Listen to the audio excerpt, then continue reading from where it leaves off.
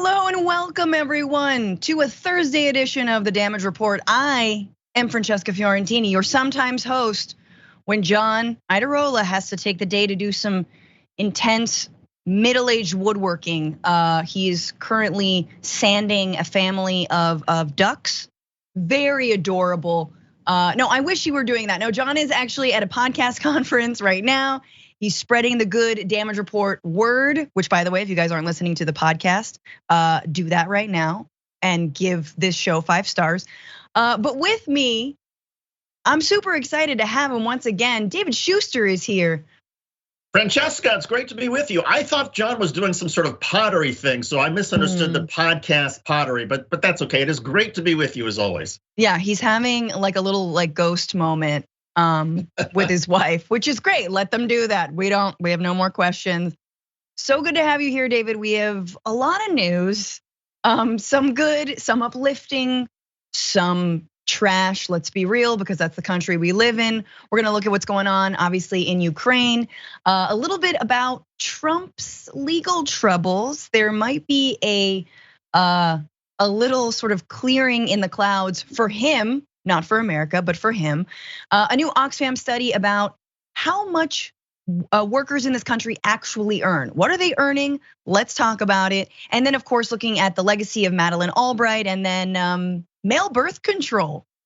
Hell yeah, please, when? Now? Okay, we're gonna get into that. But first, let's go to our first story. David, you ready? I'm ready, let's do it. All right. Well, Russia's assault on Ukraine continues. Most recently on Wednesday, Russian forces bombed key areas in the capital, Kiev. Biden, however, that is President Joe Biden of the United States, arrived in Brussels for some high-level NATO discussions as to where this entire war is headed next and what NATO's response will or will not be. And so Thursday's meetings in Brussels will bring together the world's most powerful military alliance for an extraordinary summit, where leaders will decide on troops, sanctions, and other measures designed to end war toward Ukraine and to bring Russian President Vladimir Putin to his knees. I think we all know sanctions. I mean, it's like, how many more rounds of sanctions will there be? How many of them will bring Putin to his knees? We're gonna get into a little bit about where Russian oligarchs are storing their money later on in the show. But a lot of what is being discussed right now is what Vladimir Putin could do next based on intelligence reports. So the next phase, 3 pressing threats are looming over this summit, requiring the alliance to figure out its response and whether military intervention would be needed. So far, it's been off the table. So mistaken fire on an allied nation, cyber attacks to critical infrastructure of a NATO member state, and the possibility of chemical or biological warfare within Ukraine. Remember, these were all discussions that have been happening with Russia's aggression before in previous wars, like against Syria. And some of the intelligence is looking pretty strong that there might be a chemical attack. Or even worse, let's say attacking a nuclear reactor, which it already has done, but thankfully that didn't actually lead to any kind of nuclear meltdown. But security experts are super worried. So this is according to the European Union research. If Russia had fired on one of the reactors that happened to be online, nuclear reactors, that would have caused a nuclear disaster. And we'd basically be looking at trying to evacuate a quarter of Europe, maybe half of Europe, depending on the wind. Wow, okay, so we're leaving this up to the weather. I hear there's weather, it goes up, it goes down. David Shuster, your reaction to this sort of reassessment that NATO is doing right now, based on the fact that Russia is not, it doesn't look like they're stopping anytime soon, despite the heavy casualties. Yeah, I think this is a very sensitive time in the war because given that Russia has setbacks, there's the expectation that Russia will sort of follow its doctrine of escalation in order to somehow de-escalate, and whether that's chemical weapons, biological weapons. I mean, the Russian military can interchange those with their artillery shells. And it's not just that as well. There's a working group that the Biden administration has assembled for the prospects of a tactical nuclear weapon. The idea that Russia would decide to clear out a space on the battlefield or one of the cities by using a nuclear shell that gets loaded into a tank or a plane. And then what? And it might be hard to detect at first. So there's all sorts of scenarios the Biden administration is preparing for. And I think that's all they can really do is prepare, hope for the best, prepare for the worst, and make it very clear, look, if there is the use of biological or chemical weapons in Ukraine or a nuclear weapon, there is the very real possibility that the radiation or that the chemical agents fan out across NATO states. And at that point, the Biden administration has said, look, even if it is launched in Ukraine, but if it affects a NATO member, that is going to be a violation and there's going to be a response. And I think that's the right approach. Yeah, I mean, my mind is always like, well, I don't want to trigger a World War III, but at the same time, you have to wonder how far we let Russia go. And my mind obviously goes to Syria. We're gonna look at some of the similar tactics Russia's using in Ukraine as it did in Syria, but my mind goes to the sarin gas that was used in Syria, the number of children who died, and the red line that Obama put down, so to speak, that Joe Biden in this case has not put down. But Obama did kick it to Congress, right? And said, look, we all know that we're war weary from 2+ ridiculous, idiotic wars that killed a lot of civilians and veterans alike. So what? What do you want to do now that Bashar al-Assad has used these chemical weapons? And I think there's a similar calculation, and I wonder if Biden would even leave this to Congress to talk about. Yeah, I'm not sure he would leave it to Congress, but I think there is a calculation that's being made by the Biden administration, by a number of his national security officials, that they think, and this is, look, I don't necessarily agree, but they think there are several steps between US and Russian forces possibly being engaged with each other and a full-scale World War III nuclear exchange. That they think there's a possibility that if, let's say, Russia used chemical or biological weapons, the United States then said, okay, now we're gonna try to put together some sort of no-fly zone, and maybe US aircraft are taking on Russian surface-to-air missile systems. They can still have that exchange, and Russian troops and US troops might still kill each other. But there's still this betting in the Biden administration that would still be several steps short of either the United States or Russia then escalating towards nuclear weapons that would be fired across continents at each other. So, there are these very intense discussions. And is it possible that Russian and American troops could meet on the battlefield and not have it escalate? I suppose it's possible. It's also possible that it could escalate. So, but there's all sorts of scenarios to consider. Sure. And just so everyone knows, the losses on the Russian side are incredible. I mean, it's 7,000 on the low end Russian troops who have lost their lives. And Russia's not admitting to any of that, but that is an exorbitant number considering, in terms of modern warfare, more than the soldiers who were lost in Afghanistan, for example, US soldiers. Some interesting news though, because after a lot of pressure from NATO countries and European countries, this is just today, the Biden administration has agreed it will accept 100,000 Ukrainian refugees who are fleeing, obviously, Russia's invasion. So in an announcement, the White House said that refugees would be received through the, quote, full range of legal pathways, including the US Refugee Admissions Program, which leads to permanent residence or a green card. Others may be granted visas or humanitarian parole, a form of entry offered to people requiring swift, temporary, safe haven in wartime and other emergency situations. That's a huge development, and also very different from our responses to other crises. Obviously, thinking about Syria, again, we all remember what was going on, especially under Trump, trying to prevent any so-called Muslim refugees from coming into this country. And also, let's remember, we're still operating under Title 42, which is a Trump-era immigration law that says because of the pandemic, immigrants are not allowed to seek asylum in the United States. That's being lifted, I assume, in this case, and for a particular subset of refugees. But David, what are your thoughts on that? Well, on the one hand, I'm like, well, this is great. I'm glad the Biden administration has said 100,000. I guess the question that I would have for you, Francesca, is when you consider there are 3 million Ukrainian refugees who have left the country. So we're talking about the United States has agreed to accept maybe 3%. Is that enough?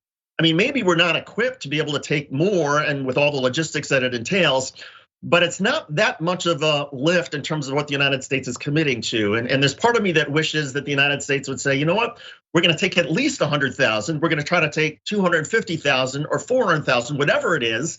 However many people wanna come to the United States, fine, we will deal with it. It feels like that would be a little bit more of a leadership position, but what are your thoughts on this? Yeah, I mean, when you actually put it into the scale of the refugees, you're totally right. My initial reaction was, wow, 100,000, that seems like a lot. Again, considering that when it comes to Central American migrants, or when it comes to, migrants coming from, or refugees coming from the Middle East, it's like, no, none of them, 2,000. And y'all can correct me on what numbers we've actually accepted from Syria, but it's not a lot. It is low, it is lower than 100,000. So that's where my mind goes, but you're totally right that in the grand scale, countries like Germany or Moldova or other neighboring countries in Europe are going to be feeling this far more than the United States will. So I'm glad we're wising up a little bit, and I'm curious. Are you as the right wing gonna freak out the refugees coming from Ukraine? Yeah, I mean, that's a great question, because you think about it, some of the right wing has already started to suggest, oh, well, you Ukrainians are European, they're white, they're more like us than people from Central America or from Africa. Well, if that's your argument, then okay, then we should welcome even more. I mean, I have a feeling that the right is going to find some way to say, oh, this is another plot by Democrats to somehow steal the election because you're going to register all these people to vote and push your thumb on the scale. So I'm sure the right wing is going to come up with some reason to sort of circle the wagons and say, you know what, we're gonna focus just on America first. To hell with refugees, it's not our problem. That'll come, but hopefully in the meantime, the Biden administration can very quickly get the logistics and get everything going to get these 100,000 or more into the United States and help them facilitate a new life. Agreed. And thank you for Sophie, our producer, just checking that actually the United States has received less than 9,000 Syrian refugees since that civil war started and effectively ended because Syria, Bashar al-Assad, with the help of Russia, actually won that war to the detriment of millions and millions of refugees and about 25,000 civilians lost. I do want to talk about a little bit more about the tactics that Russia is employing in Ukraine and draw this parallel, because they're there when it comes to how Russia goes about warfare. And say what you will about the United States' ridiculous ventures, we don't make a habit of targeting hospitals. So Russia is running a very similar playbook in Ukraine as it did during the Syrian civil war, when it has squarely put itself on the side of Bashar al-Assad in going after its own civilians and people inside of the country who were resisting that regime. So the WHO just reported, the World Health Organization says that 64 hospitals have been attacked since Russia's invasion of Ukraine. The UN agency condemns the attacks in the strongest possible terms, noting attacks on health facilities are a breach of international law. The World Health Organization has documented at least 43 attacks on healthcare in Ukraine since the war began. 12 with at least 12 people killed. Countless other patients have had their healthcare disrupted by the siege, including children on a cancer ward who are trapped in Chernihiv and running out of painkillers. I think we all saw the images of the pregnant mother who, after a maternity hospital was bombed, did in fact die, as well as a NICU, I believe, like a basically infant care, and babies being stored in the bunkers and the basements of hospitals because the hospital was being bombed. This is exactly what Russia did in Ukraine. In Syria. The tactics, even some of Russia's soldiers, have come directly from the civil war in Syria, which Moscow joined in 2015 to support President Bashar al-Assad. Since then, it has carried out a brutal but ultimately successful campaign. In the process, entire cities have been devastated and up to 24,743 civilians allegedly killed by Russian strikes. When Russia and the Syrian army promised exit routes, this is very familiar, they sometimes bombed and shot civilians trying to flee. Over the past month, the targets have been the same: hospitals, schools, markets, bread queues, a theater. Russian troops have promised escapes and then attacked civilians on the road. So we've seen even journalists be attacked on the road. We've seen, moving barricades. We've seen promises of a humanitarian corridor to allow civilians to escape. And the result is just, it's rubble. Like the homes and buildings are being leveled. It's hard to imagine, like what is the end game here? Anyway, David. Look, that's the question, right? I mean, what is it that Putin really wants? Does he just want to beat them into submission, kill them all, burn the village down in order to save it? I mean, that seems like it. But one of the things that I've heard repeatedly from some military analysts and people who are following closely what's going on in Russia and Vladimir Putin is Putin has this sort of attitude that he doesn't have the same concerns about casualties, about civilian deaths, obviously, that the rest of the world does. That Putin thinks that this is a means to an end. So if it takes killing 50,000, 100,000, 500,000 Ukrainians in hospitals to get them to submit, that's fine by him. And oh, by the way, there's also a lot of intelligence, some anecdotal out there that Vladimir Putin has had incidents in the past where he has welcomed terrorist attacks within Russia because he has found his own approval ratings go up. And so does Putin then set up these sort of false flags? Is he endorsing attacks on Russian citizens because it helps his own power? Maybe. But the other problem with all of this is that as the Russian military gets degraded, and with this philosophy of that civilian casualties don't matter, the communication, the ability of Russia's military to distinguish targets goes down. And so the great thing is the Ukrainians are doing a great job of defending themselves and inflicting heavy casualties. The downside of that is that you're dealing with an army that has bad communication and intelligence to begin with. Now it's even worse because there've been so many Russian soldiers and generals who have been killed. And you add to that this idea that Russia's military doctrine is shoot first, ask questions later. And there is no distinguishing or intelligence about, is this building a hospital? Is it a military headquarters? Is this a school? Is it a town hall? It doesn't matter. If it's standing, it's open fire. And that's a huge problem. I mean, I also think, look, I disagree with Joe Biden on a lot of things, but calling Vladimir Putin a war criminal was right on the money. And I did appreciate, unlike Trump, where he says, a lot of people are killers, or we're so great ourselves. No, we're not so great. But yeah, double striking and bombing, actually the US military has done double strikes, but I will say, making a habit of bombing hospitals is not something that the United States has done. And so it's like, this is deliberate to me. Like, I don't know if I buy that it's like whatever is standing, get it. I think it's super deliberate. It's to send a chill down the spine of Ukrainians and urge them to abandon all hope and leave. And again, I really think it's important for us to see the parallels with Syria. Russia sees the parallels. We should see the parallels, and the world should treat the refugees who fled that civil war and are fleeing this war similarly.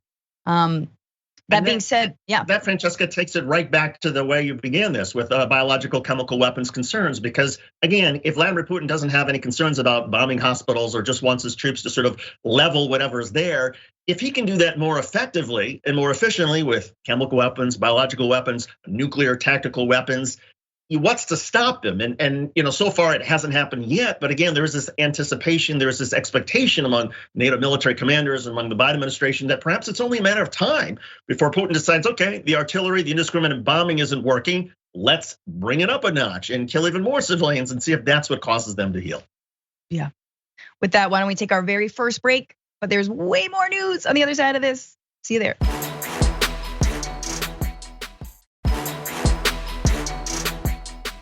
And I want to tell you, when I look at you, this is why I get emotional. I'm sorry, you're a person that is so much more than your race and gender. You're a Christian, you're a mom, you're an intellect, you love books. But for me, I'm sorry, it's hard for me not to look at you and not see my mom, not to see my cousins, one of them who had to come here and sit behind you. She had to have your back. I see my ancestors and yours. Nobody's gonna steal the joy of that woman in the street or the calls that I'm getting or the texts. Nobody's gonna steal that joy. You have earned this spot. You are worthy. You are a great American. All right, well, that doesn't make you get a little misty-eyed. You're probably dead inside.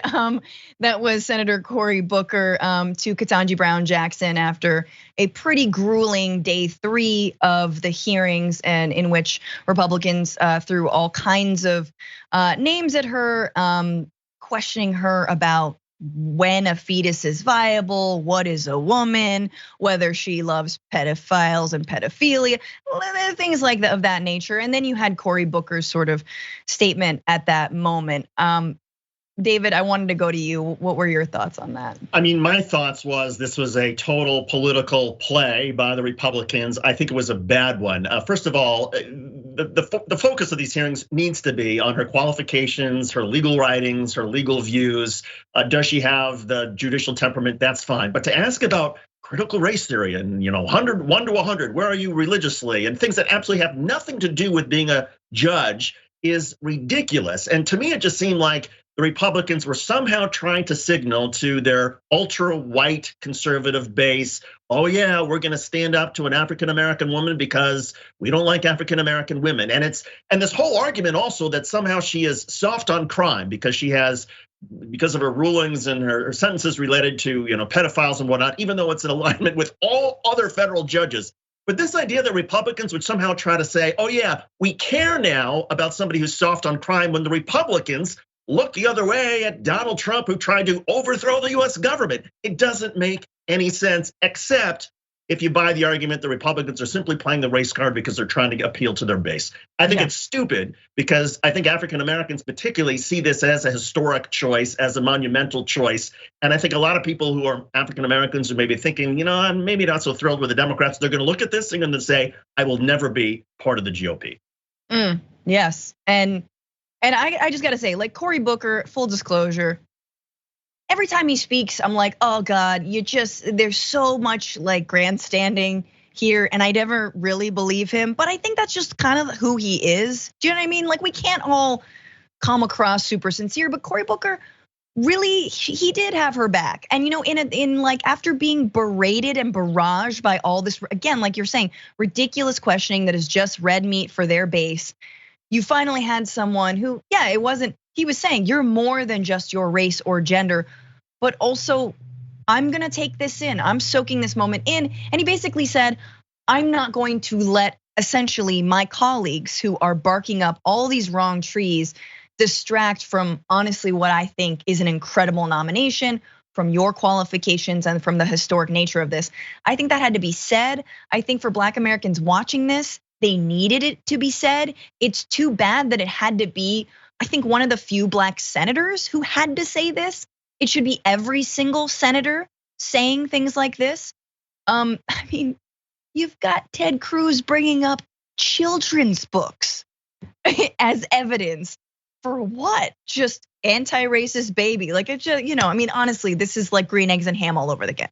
And it is so great that you're bringing up Cory Booker, because I agree. I mean, I felt like the hearing needed somebody to remind everybody watching, this is such a historic, monumental, important moment for our country, an important moment for our judiciary and for the Supreme Court. And I felt like Cory Booker, even if he's a bit over the top, he brought it back there, and he said, and he reminded everybody what the stakes are and how far our country has come with this election. And I think it also puts some of the nonsense from the Republicans in perspective. One thing about Republicans being allotted extra time, what's also strange about this is, for people who've watched previous Judiciary Committee hearings, they're usually pretty deferential in terms of senators with one another. If the senator wants an extra 5 or 10 minutes, there's a certain level of collegiality that exists, particularly on the Senate Judiciary Committee. And it's, in some ways, I guess it's refreshing to see that they're not enforcing the time limits. But on the other hand, to see that collegiality smeared by such bizarre racist tropes, and the way that some of these Republicans abused their opportunity here, I think sort of makes me overall just lose hope, even now, in the collegiality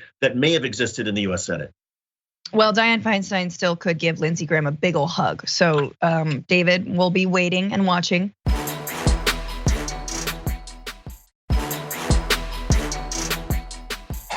In this instance, Chazen pleaded guilty. The guidelines recommended a sentence of 78 to 97 months. The prosecution argued that should be what the sentence was. And you sentenced Chazen to just 28 months. Why did you sentence someone who had child pornography of toddlers being sexually abused to 28 months, 64% below what the prosecutors asked for? So if you're listening to my voice today and you're on a computer looking at child pornography and you get caught, I hope your sentence is enhanced, because the computer and the internet is feeding the beast here. That all these images out there are going to be more over time because people use computers. Help me understand this, Judge. Why is it that what's your policy disagreement with the guidelines treating images, videos, pornographic images that have small children, infants, 7, 8, 9-year-olds? Why won't you give an enhancement for those? Help me understand that. Child pornography, yes, that is the issue that most senators, Republican senators of the Judiciary Committee are hyper focused on in this, and we'll get to why. I do want to say that Ketanji Brown Jackson had very strong and clear responses when accused of giving lesser sentences to people who were passing around or downloading child pornography. She explained it over and over and over again. She primarily explained that she doesn't just take what a prosecutor recommends. You look at also the defense, you look at the totality as a judge does of every single case, to say nothing of some of the minimum sentences or the mandatory minimum sentences that actually do not apply in cases of child pornography. It has not been updated by Congress. So she also explains things like there's a difference between spending 2 minutes on the internet doing something heinous versus spending 10 years creating and spreading and doing something heinous. They had no understanding of that differentiation. Of course, because that's not what they're doing this for. David, what did you make of this particular line of attack? Well, again, I sort of, part of me thinks that maybe they do understand the way that federal sentencing guideline operates, because there have been federal judges that Lindsey Graham and Josh Hawley and Ted Cruz voted to confirm, who also had cases where they went with a downward departure from the sentencing guidelines for somebody who's convicted of child pornography. So if they didn't have a question for the Republican nominated judge who gave the downward departure, why is it that they're doing it now? Well, simply because of politics, because they feel that this is they can score some political points by somehow suggesting that an African-American woman must be tied in with child pornography, and it sets off alarm bells with all the QAnon supporters out there that Lindsey Graham and Ted Cruz want to fire up in case they want to run for president again. It's complete nonsense, and it's total hypocrisy. Absolutely, and you touched on something that is right on the money, which is the QAnon conspiracy. So these senators are absolutely trying to win over and call the attention of some of the most unhinged and violent, let's be honest, the number of cases of domestic violence, of murder, of failed attempts to uncover a Hillary Clinton pedophile ring in a pizza parlor in DC, like a violent base, but they're all about it. And the New York Times did a really good job at looking at how this is actually impacting some of that base. So a QAnon supporter, Zach Payne, declared in a video recently, quote, an apologist for child molesters, asserting without evidence that Democrats were repeatedly, quote, elevating pedophiles and people who can change the laws surrounding punishment for pedophiles. Then there's the QAnon Telegram channels on Wednesday, which grew very agitated. Quote, she has committed unbelievable crimes against humanity with her judgeship, one user wrote. If she gets confirmed, the victims remain victims and trapped in the misery bestowed on them, said another. Some of them talked of violence. Oh my God, nothing new for that crowd. It's funny how they hate violence, but anyway, I don't know. Another person who's actually echoing this is QAnon mastermind himself, Ron Watkins, the former website administrator, that's all he was totally, who is widely believed to have played a major role in writing anonymous Q posts. Mr. Watkins, who has denied any part in the Q messages, is actually running for Republican nomination to an Arizona congressional seat, largely on the strength of his QAnon association. And this week, guess what? And we're gonna talk about it in a little bit. He qualified for the ballot. Gross. Here's what he wrote. Judge Jackson is a pedophile enabler. He wrote on Wednesday on social media, any senator who votes to confirm her nomination is also a pedophile enabler. Funny, I thought you ran a whole website that was like free of censorship, quote unquote. I'm sure there was no child pornography ever being passed along 8chan. Huh, no, I'm sure, totally sure that never happened. Just before I kick it to you, David, for those of you who may not know, I mean, there is a base of Q supporters within the Republican Party. It's not the majority, but it's a base.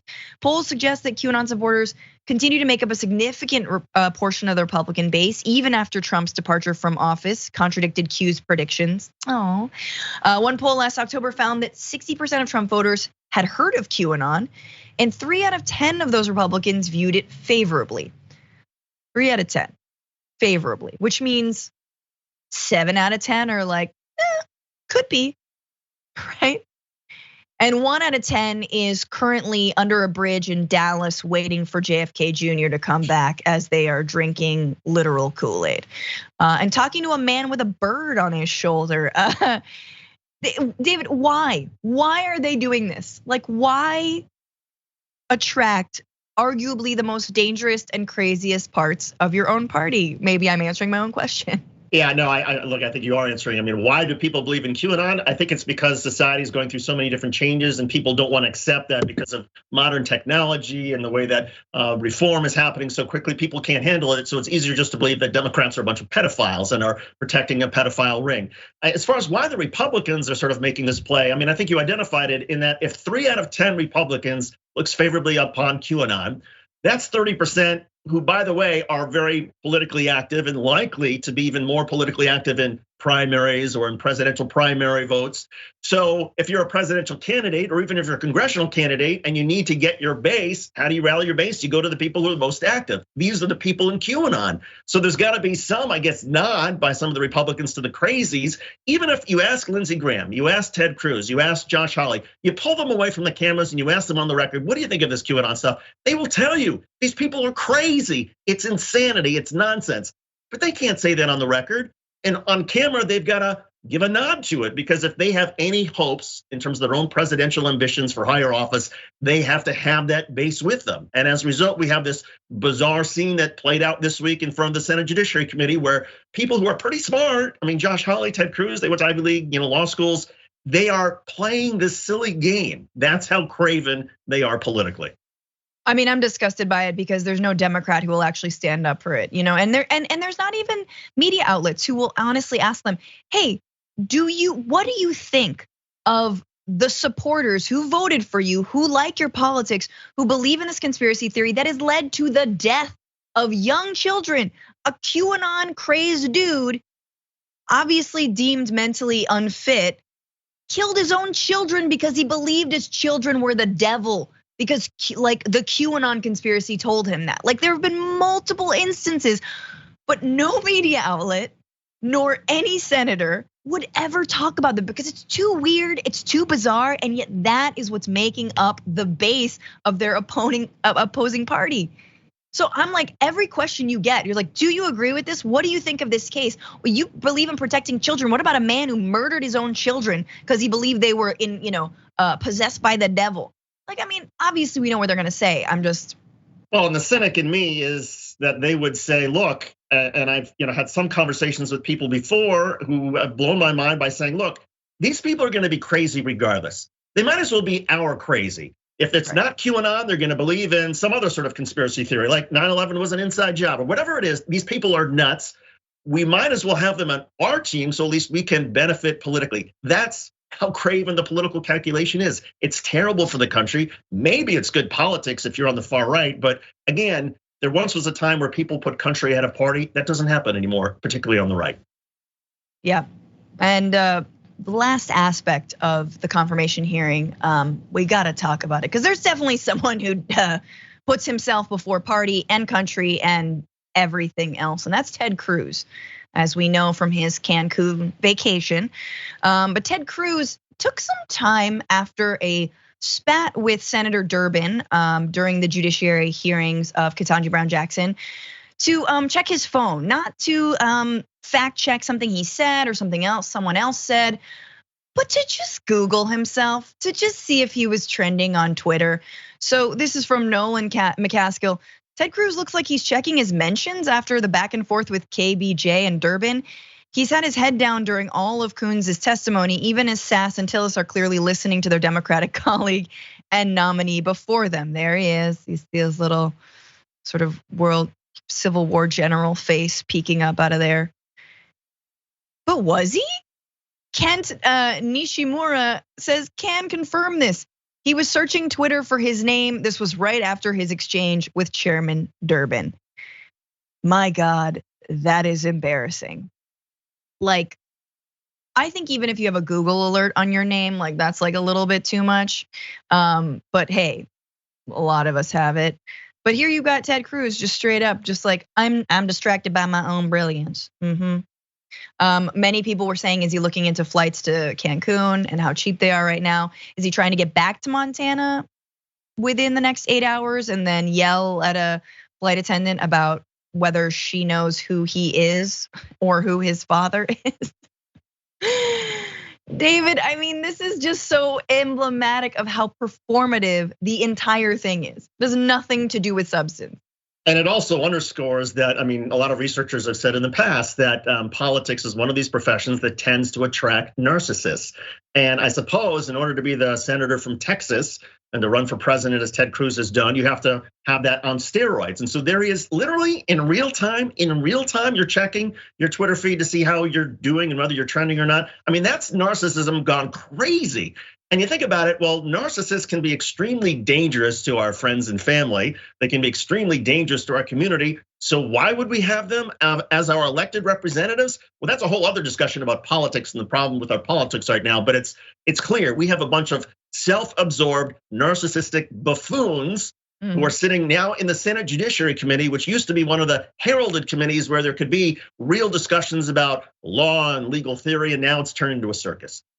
I mean, you said it before, which is these are the same people who did not vote to confirm Biden's election. These are people who were grandstanding, Josh Hawley, Ted Cruz, and now they're in the Judiciary Committee trying to grill, a Supreme Court justice nominee. I'm just like, and no one brought that up, right? Like at what point, again, as January 6th was unfolding, we all knew, we're just gonna have to pretend like none of this happened.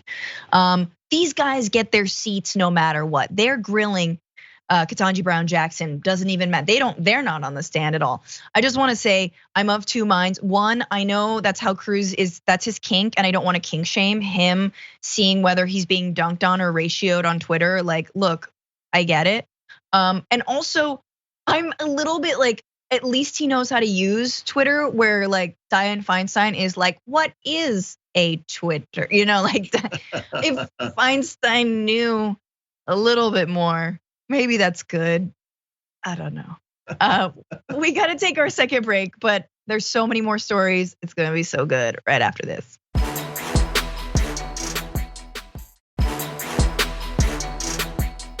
I've decided to expose the dirtiest Democrat in the DC swamp.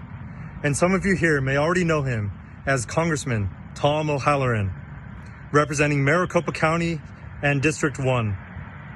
What's publicly known about Tom O'Hooligan shows that he is not fit to represent the people of Arizona. And from what I've already discovered and will expose, Tom is not fit to represent anyone anywhere. QAnon mastermind Ron Watkins is running for Congress. That's right.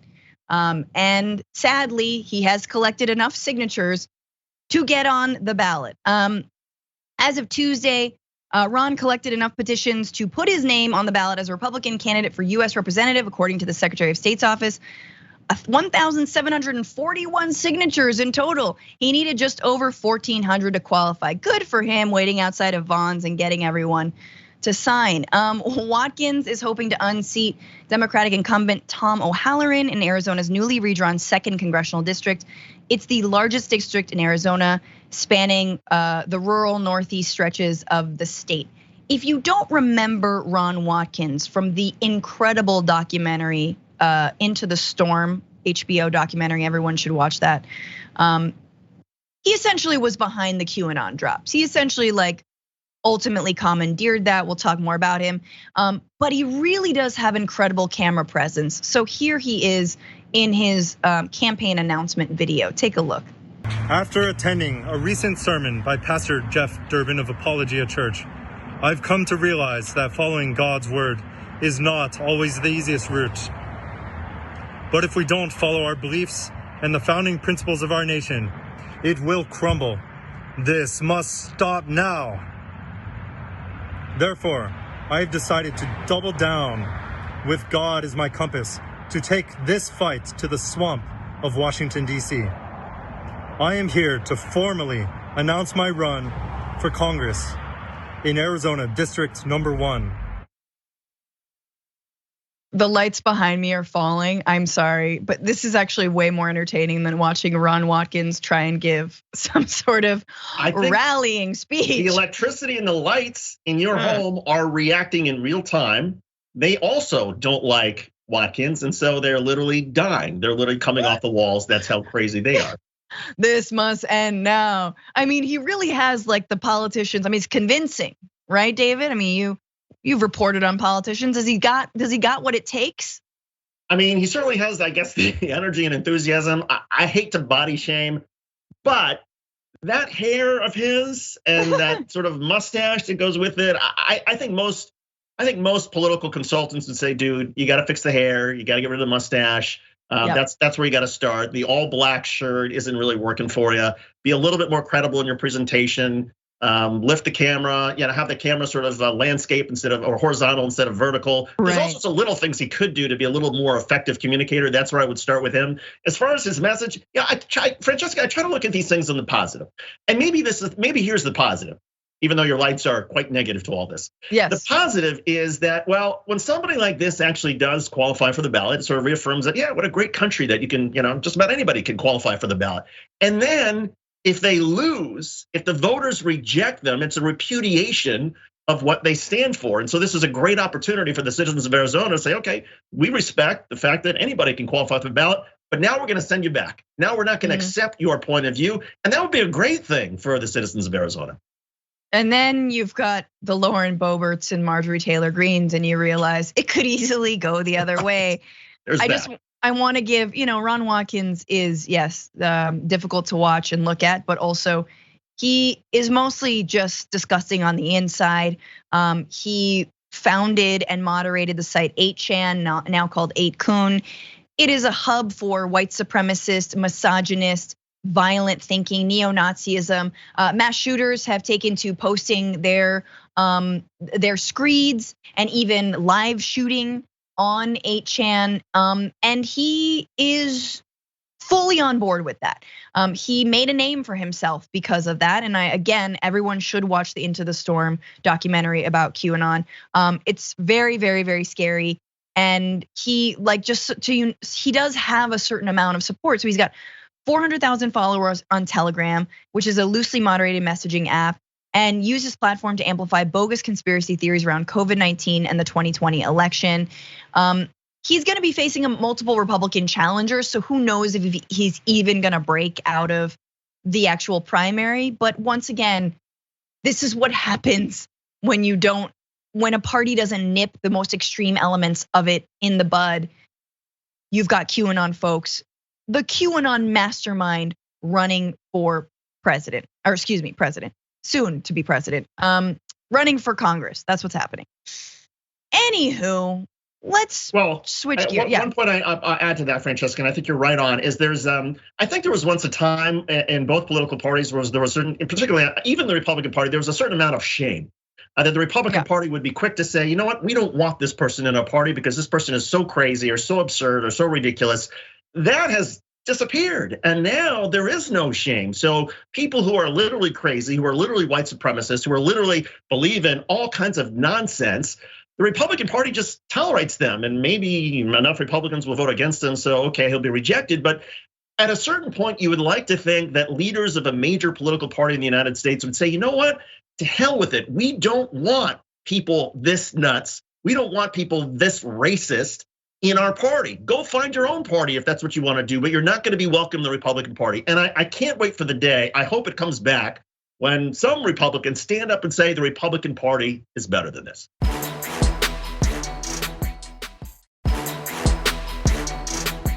Madeleine Albright, the first female Secretary of State under Bill Clinton, has died at the age of 84. Her family wrote, "We are heartbroken to announce that Madeleine K. Albright, the 64th US Secretary of State and first woman to hold that position, passed away earlier today. The cause was cancer. She was surrounded by family and friends. We've lost a loving mother, grandmother, sister, aunt, and friend.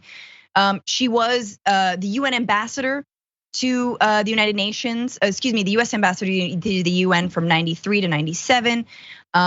In US President Clinton's administration, he then nominated her to become the first female Secretary of State, and she served from 97 to 2001.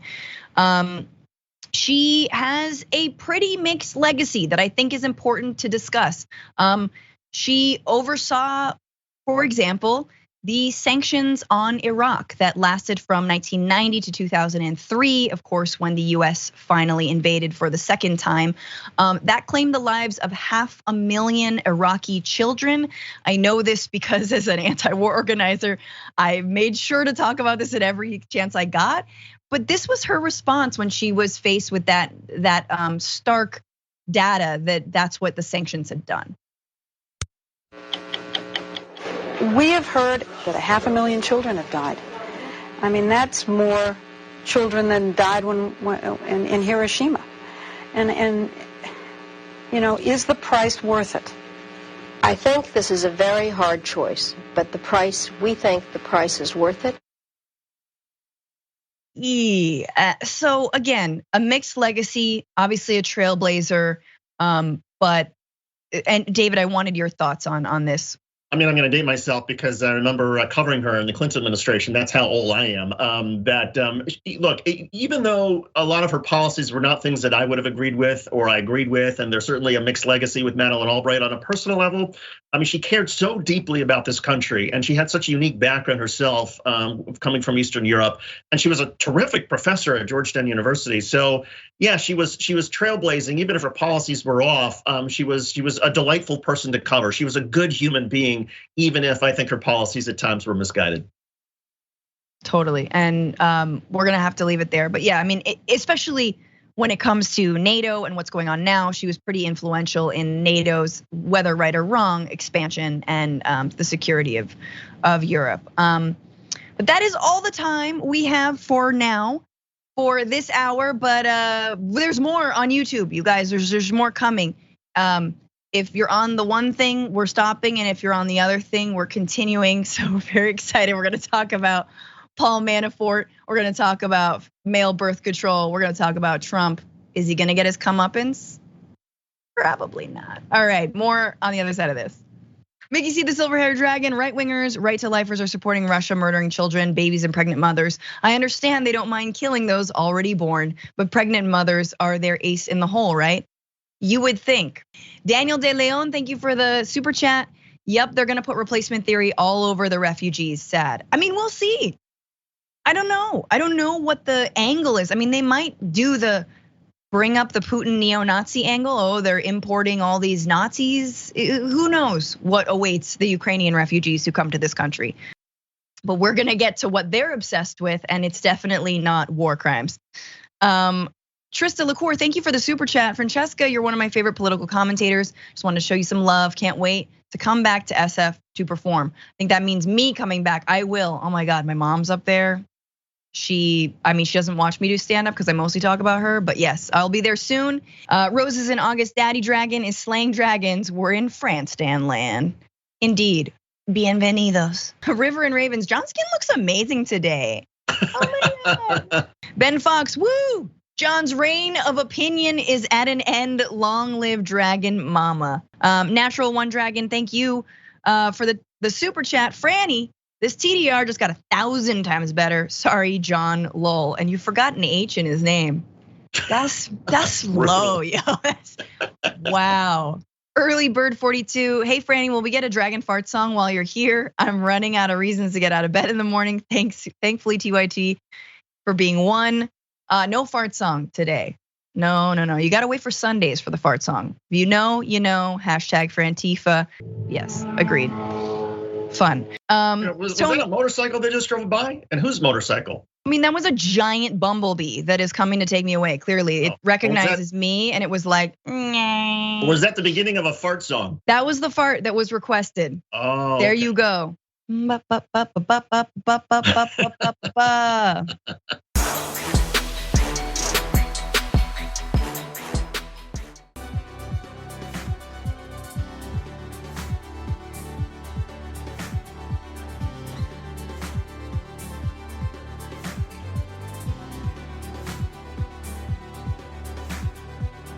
Thanks for listening to the full episode of The Damage Report. Support our work, listen ad-free, access members-only bonus content, and more by subscribing to Apple Podcasts at apple.co/TYT. I'm your host, John Darola. I'll see you soon.